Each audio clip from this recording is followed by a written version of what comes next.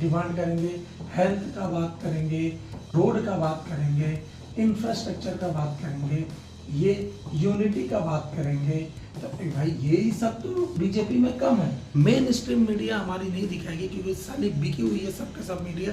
वो तो 2014 से ही बिकी हुई थी, लेकिन अब तो पूरा का पूरा ये अपना वो दिखा दे रही है जलवा कि हाँ भाई देखो हम पूरा बीजेपी के लिए ही काम करते हैं। कभी भी नेता चुनते वक्त ना एजुकेशन देखना बहुत ज़रूरी है, उसका मेन मोटो क्या है, उसके मैनिफेस्टो में क्या क्या लिखा है, ये सब चीज़ देख के हम जिस दिन वोट देना चालू कर देंगे ना, देखेगा ये सब गवर्नमेंट वाले जितने ये सरकारी लोग कैसे ये लोग काम करना चालू करते हैं। मेरे हिसाब से पूरे भारत का सबसे बड़ा देशद्रोही व्यक्ति वो खुद होगा जो इन 3 पॉइंट को सपोर्ट ना करे। ये गया है नीट के टॉपर से मिलने के लिए और मन ही मन ये साला बोल भी रहा होगा, अरे यार तू साला टॉप कर लिया, पिछले बार तो मेरे को अच्छा भर भर के पैसा मिला होगा। कि केंद्र सरकार शिक्षा व्यवस्था में हुई कथित विफलताओं की जिम्मेदारी स्वीकार करे। क्या गलत है भाई? शिक्षा व्यवस्था में होने वाली जो जिम्मेदारी है कौन लेगा? केंद्र सरकार लेगा। जय हिंद दोस्तों। जिस देश का आबादी 140 करोड़ से प्लस हो और वहाँ शिक्षा व्यवस्था एकदम जीरो लेवल पे चले जाए ना, उस देश का बेड़ा गर्क होना निश्चित है। आप देखेंगे नीट पेपर लीक में ना सोनम वांगचुक के द्वारा सीजेपी पार्टी को जब ज्वाइन किया गया तो उन्होंने भूख हड़ताल किया, जो कि भूख हड़ताल बहुत बड़े लेवल पर हुआ। तो उनको शनिवार को जबरदस्ती ना गवर्नमेंट के द्वारा उनको दिल्ली के अस्पताल में एडमिट कराया गया। तब उनसे अनशन तोड़ने का बात किया गया तो उन्होंने अनशन तोड़ने के लिए 3 शर्त रखी। ये है वो 3 शर्त, और ये 3 शर्त अगर कोई नहीं मान रहा है, मैं भले आप बोल दीजिए कि सर सीजेपी मंच में ना हिंदू धर्म में ये कुणाल कामरा ने बहुत उल्टा सीधा बोल दिया, प्रकाश राज ने बोल दिया, अल्लाह का नाम चल रहा है, ये सब चीज़ें, मैं इन सभी चीज़ों का बिल्कुल सपोर्ट नहीं करता। लेकिन ये 3 पॉइंट जो ये सोनम वांगचुक जी ने दिया है, अगर इन 3 पॉइंट को लेकर कोई अगर इसके ऊपर वो कर रहा है कि ये तो चाइना एजेंट है, ये तो ऐसा कर रहा है, ये तो वैसा कर रहा है, मेरे हिसाब से पूरे भारत का सबसे बड़ा देशद्रोही व्यक्ति वो खुद होगा जो इन 3 पॉइंट को सपोर्ट ना करे। पहला पॉइंट है ये सोनम वांगचुक के द्वारा कि केंद्र सरकार शिक्षा व्यवस्था में हुई कथित विफलताओं की जिम्मेदारी स्वीकार करे। क्या गलत है भाई? शिक्षा व्यवस्था में होने वाली जो जिम्मेदारी है कौन लेगा? केंद्र सरकार लेगा। भाई नीट का पेपर, एसएससी का पेपर, रेलवे का पेपर, ये सब कौन है? केंद्र सरकार लेगा जिम्मेदारी, और कौन लेगा? दूसरा नंबर, यदि सरकार जिम्मेदारी नहीं लेती तो प्रमुख राजनीतिक दलों के नेता उनसे अस्पताल में मिलकर यह आश्वासन दे कि इस मुद्दे को संसद में उठाया जाना चाहिए।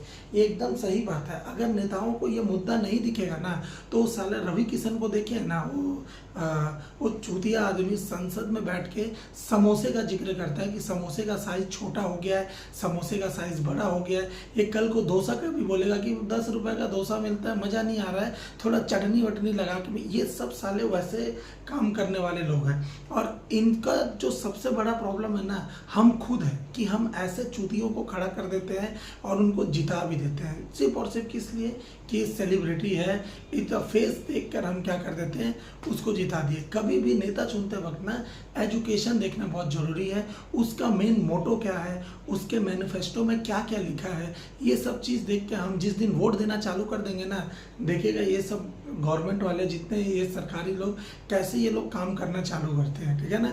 और जो तीसरा मुद्दा है ना, संसद के मानसून सत्र में शिक्षा व्यवस्था और परीक्षा संबंधी मुद्दों पर गंभीर चर्चा और जवाबदेही सुनिश्चित कराई जाएगी। गंभीर चर्चा तो कर ही देते हैं, जवाबदेही कोई लेना नहीं चाहता, तो ये चीज़ का बात हुआ है। इन 3 चीज़ में ये सोनम वांगचुक बोले हैं कि भाई मैं ये प्रोटेस्ट का तभी मैं अनशन अपना भूख हड़ताल तभी छोड़ूंगा जब ये 3 में से कोई भी एक चीज़ हो जाए, ठीक है ना।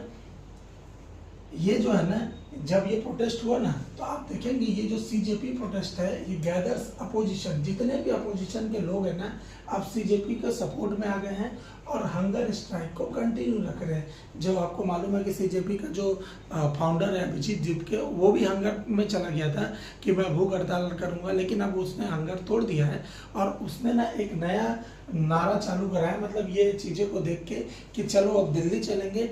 और दिल्ली चलने के जस्ट पहले ना 500 किसान जो फार्मर थे, जो किसान आंदोलन में थे, उन्होंने सीजेपी को ज्वाइन किया है। Sonam Wangchuk get support from Rakesh Tikait. ये है राकेश टिकैत जो कि किसान आंदोलन में थे, और आपको मालूम है कि बीजेपी गवर्नमेंट को झुकना पड़ा था किसान आंदोलन से। किसान 1.5 साल 2 साल कंटिन्यू इतना स्ट्राइक किए थे ना कि बीजेपी गवर्नमेंट को झुकना पड़ गया था। उसमें बहुत से फार्मर्स मरे भी थे, लेकिन सरकार को झुका के माने। ये है किसान का ताकत। इस जगह पे आप देखेंगे ना, अभी दिल्ली चलो का या चलो संसद चलो मार्च, जस्ट लाइक दिल्ली चलो जो अपन चलते थे ना, वही वाला संसद चलो मार्च अभियान चालू हुआ है। अभिजीत दीपके ने अनशन खत्म किया है। ये लोग प्रवक्ता नड्डा से मिलेंगे। आप देखेंगे इस जगह को ना, राष्ट्रीय राजधानी में तनाव बना रहा। क्यों? सीजेपी के संसद चलो मार्च में। तो ये क्यों तनाव का विषय रहा? क्योंकि यहाँ के जो नए कमिश्नर आए हैं, पुराने वाले को गवर्नमेंट भगा के नया कमिश्नर लेके आए। ये नया कमिश्नर बोल रहा है कि भाई हमसे तो कोई ये लोग ना तो परमिशन लिए हैं और ना ही किसी चीज़ पे बात हुआ है, तो हम तो यहाँ पर भीड़ होगा तो हम पुलिस बल का प्रयोग करेंगे। क्योंकि गवर्नमेंट उसको बोल दिया गया है कि भाई कोई भी आएगा उसको मारो। ये लोग स्टूडेंट को थोड़ी ना देखेंगे कि स्टूडेंट है कि क्या है। ये बीजेपी गवर्नमेंट के लिए जो बीजेपी के अपोज में बोल रहा है ना, वो सारे टेररिस्ट हो गए हैं, चाहे वो मुस्लिम हो, चाहे हिंदू हो, चाहे जैन, सिख, ईसाई, सब। ये सब दिखाता है एक सरकार के डाउनफॉल होने का, कि आप किसी चीज़ को मुद्दे को बात मत करो। तो ये जो होगा ना, जब ये सब चीज़ें चल रहा है ना, तो उस बीच क्या हुआ, धर्मेंद्र प्रधान एक नया गेम खेल रहा है। आप देखेंगे ये धर्मेंद्र प्रधान क्या किया है इस जगह में, ये गया है नीट के टॉपर से मिलने के लिए, और मन ही मन ये साला बोल भी रहा होगा, अरे यार तू साला टॉप कर लिया, पिछले बार तो मेरे को अच्छा भर भर के पैसा मिला होगा पेपर लीक कराने का, वो सब पैसा वापस देना पड़ गया यार तेरे कारण। ये मन में चल रहा होगा ऐसे, क्योंकि नीट पेपर लीक करवाया है। तो ये क्या है, इधर मिलने आ गया इधर। और आज से ना चलो संसद मार्च में ना, आज से धारा 163 लागू हो गया है, क्योंकि इसमें क्या चेतावनी दी गई है, आपको सुनिश्चित किया जाता है कि इस क्षेत्र, मतलब वही एनसीआर क्षेत्र में भारतीय राष्ट्रीय सुरक्षा संहिता की धारा 163 लागू है।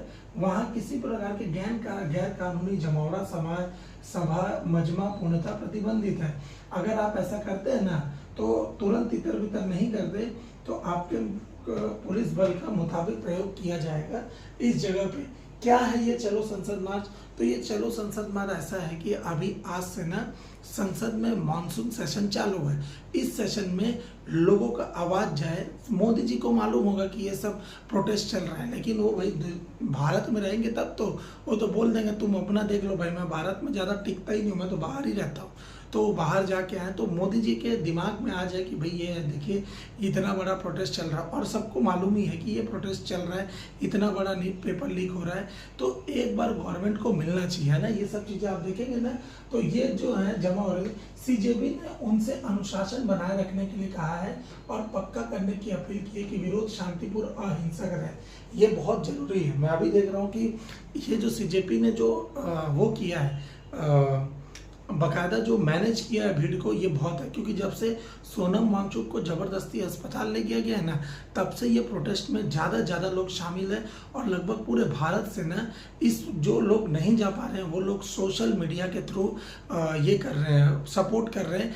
मेन स्ट्रीम मीडिया हमारी नहीं दिखाएगी, क्योंकि साली बिकी हुई है सब के सब मीडिया, वो तो 2014 से ही बिकी हुई थी, लेकिन अब तो पूरा का पूरा ये अपना वो दिखा दे रही है जलवा कि हाँ भाई देखो हम पूरा बीजेपी के लिए ही काम करते हैं। तो वो मेन स्ट्रीम मीडिया में नहीं दिखाएगा, लेकिन ये बहुत ही अब धीरे धीरे बड़ा रूप ले रहा है, और ये होना भी जरूरी है। क्योंकि यहाँ पे ना लोगों को ना 9 बजे शुरू होने वाले मार्च में प्रदर्शनकारियों से भारतीय झंडा और किसी भी राजनीतिक पार्टी का झंडा ना लेने आने के लिए कहा गया है। उनसे संविधान की एक कॉपी लेने और सिर्फ 3 नारे लगाने के लिए कहा है, भारत माता की जय, धर्मेंद्र प्रधान इस्तीफा दो और इनकलाब जिंदाबाद। अब देखते हैं ये कहाँ तक सक्सेसफुल होता है। बट ये जो सोनम वांगचुक के ये जो 3 पॉइंट है ना, इसने सरकार को हिला के रख दिया। आप बोलेंगे सर इतना बड़ा प्रोटेस्ट हो रहा है, कोई भी बीजेपी का प्रवक्ता या बीजेपी का जो अभी सेंट्रल गवर्नमेंट में है, कोई भी आके सिर्फ मिलना ही तो है, मिल लेना यार, क्या दिक्कत है, मिलना है, क्या प्रॉब्लम है? देखिए गवर्नमेंट के लिए बहुत बड़ा प्रॉब्लम हो जाएगा।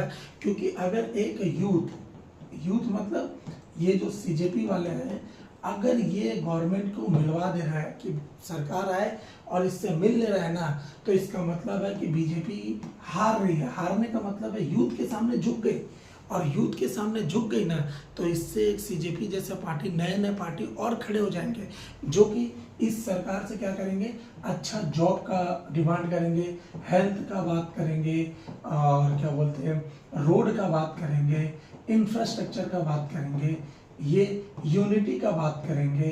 तो भाई यही सब तो बीजेपी में कम है, यही सब चीजें तो बीजेपी में कम है। और ये जब चीजें कम होगा, अचानक से लोग डिमांड करेंगे, ऐसी लोग बार बार आंदोलन करेंगे, तो सरकार को तो झुकना पड़ जाएगा। इसीलिए गवर्नमेंट इसको क्या कर रही है, टरकाए जा रही है, टरकाए जा रही है। गवर्नमेंट नहीं चाहती कि हम किसी भी चीज़ों को, मुद्दे को आके मिल ले और शांत कर ले, नहीं तो लोगों का मनोबल बढ़ जाएगा। लोगों का मनोबल बढ़ जाएगा तो इन सारी सुविधाओं के लिए ना ये लगेंगे हमसे अनशन करा के डिमांड पूरी कर लेंगे। और इन सारे लोग का होगा कैसे, क्योंकि कोई भी गवर्नमेंट, चाहे बीजेपी हो चाहे कांग्रेस हो, यही सब मुद्दे उठा उठा के तो ये लोग वोट मांगते हैं।